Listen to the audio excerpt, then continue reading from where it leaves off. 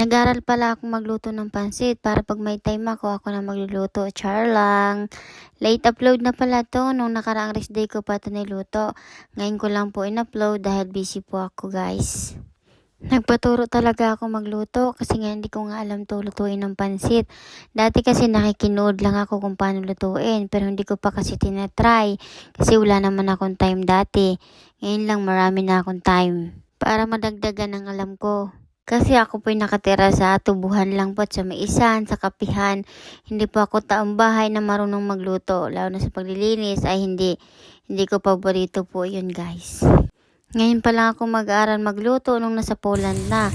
Kasi nasa Taiwan ako, wala naman po kaming kusina. Kwarto lang talaga yun, guys. Sa labas naman talaga ang CR ng maramihan. Kasi nga ilan lang po yung kwarto na may CR sa loob. Kadalasan nasa labas po. Kaya hindi po ako natutong